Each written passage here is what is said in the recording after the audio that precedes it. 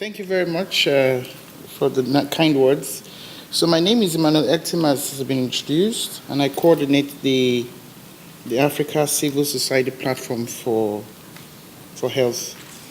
And today I'll be talking to you about the work we do with specific focus on the post-2015 process.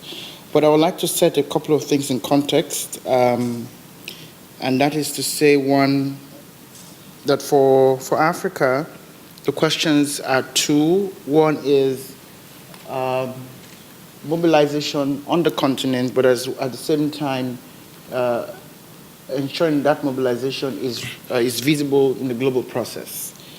The platform I should introduce you to, for many of you may not know, it's a continental partnership that has brought together advocacy organizations who are either networks or networks of organizations.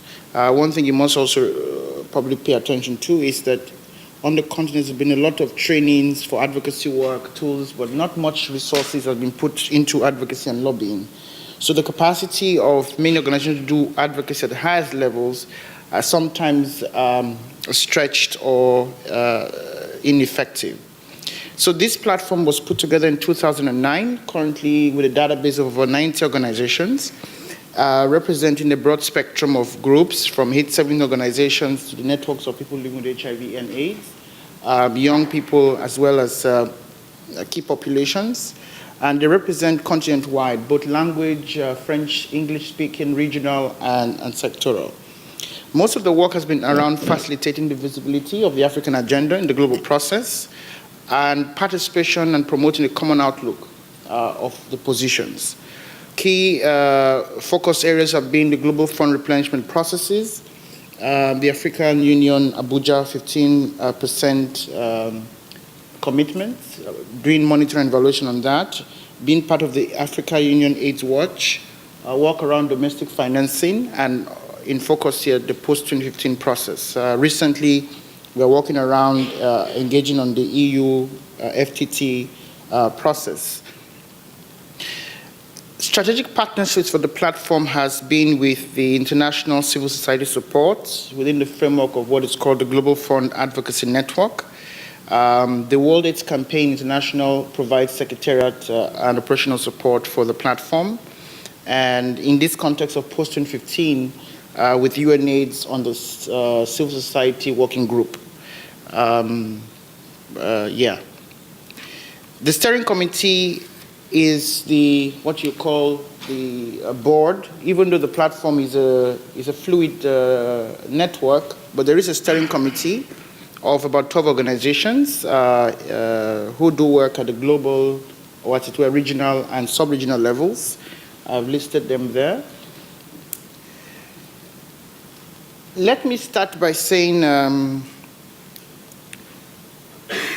the context that this sets is, first, in Africa, there is the understanding that whereas there's a global agenda for development, there is also a stronger emerging African Union.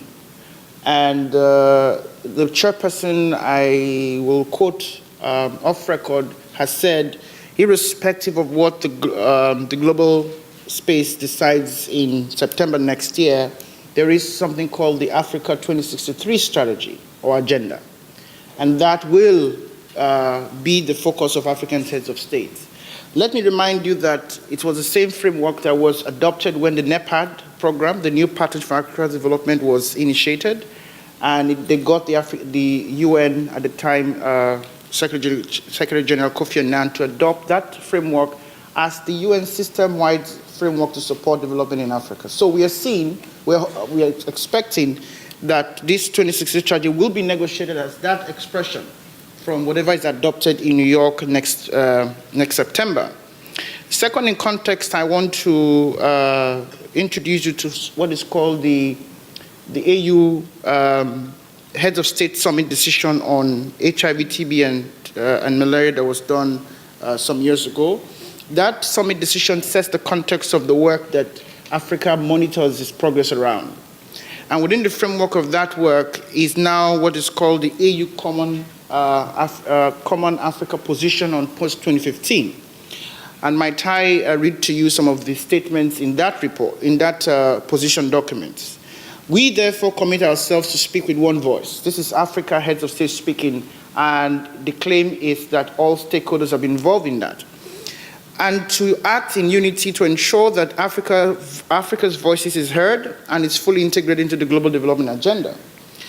It also says remarkable advances have been made in some areas, such as reversing the trend of the spread of HIV/AIDS.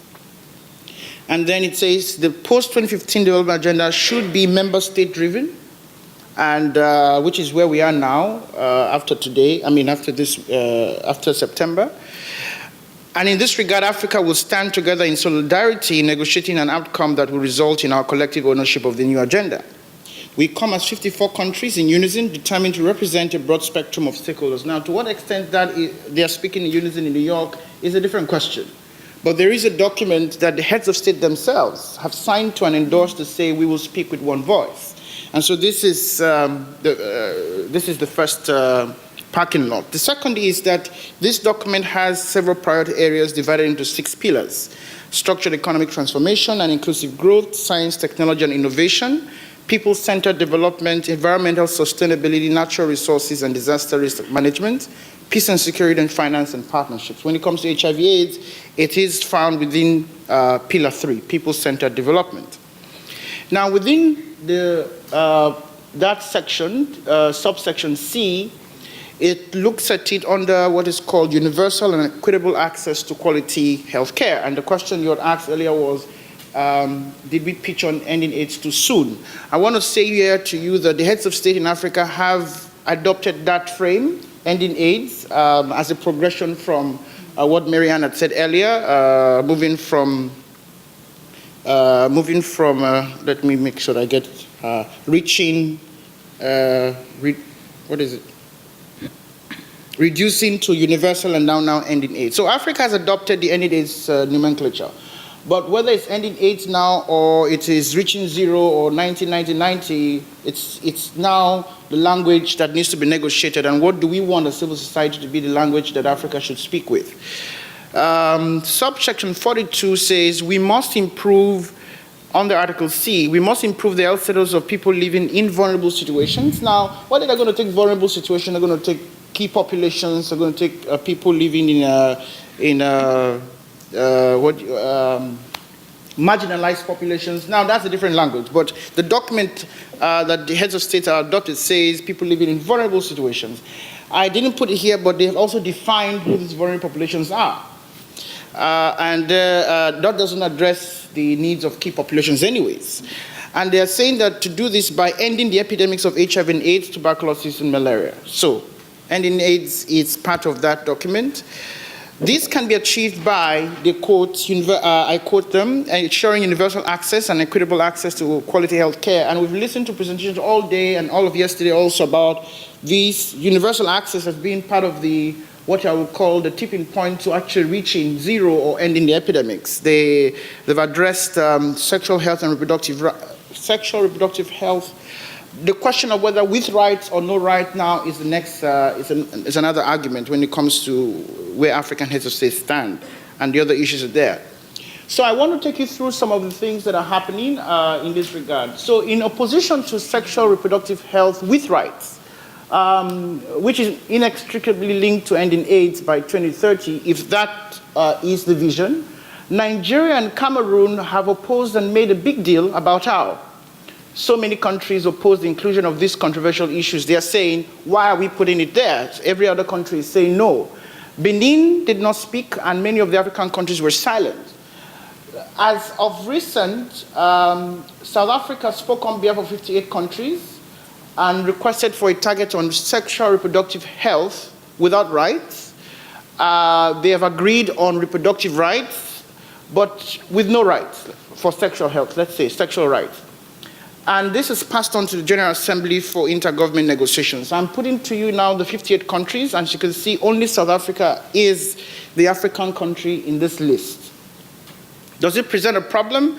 Well, let's see how far. That will be a challenge for the next year. Under the proposed goal, ensure healthy lives and promote well-being for all ages, the targets you've seen earlier presented aligns with what the Common African Position says, ending the epidemics, agrees with universal health coverage and access, and all of those. Djibouti has said, though, they want that, there's a mistake in that statement, and in the proposed text, including paragraph 17 in the chapeau, the bigger document, they want to ensure universal access to sexual and reproductive health and reproductive rights. To be very clear, there's no sexual rights to that, as agreed in accordance with the program of action of the ICPD and the Beijing Platform for Action and the outcome documents in their review conferences. So the question then is to ask, like Marianne had said, where is the compromise for civil society? What language would work? And how do we ensure that we meet in the middle in terms of an implicit or explicit provision for sexual rights in this context? There is, from that 58 countries, an agreement that a specific target on sexual reproductive health can be provided. Under Goal 3, Target 3.7, it says to ensure universal access to sexual and reproductive health care services, including for family planning, information and education, and integration of RH international strategies and programs. Now, within the goal on gender, women empowerment, and gender equality, 5.6 target says to ensure universal access to reproductive health and reproductive rights, as agreed again.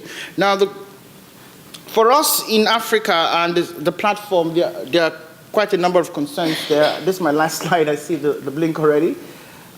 Is to say, with the realities that the continent is facing in regards to whether it's language that we need to do, whether it's in terms of how do we engage the governments now to ensure that the one voice is speaking aligns with what we want, our civil society, and to what extent we'll reach a compromise, and so on. These are the two core areas that the platform is currently going to be working with. There is going to be a partnership with the African Union to work around domestic financing, the domestic financing roadmap.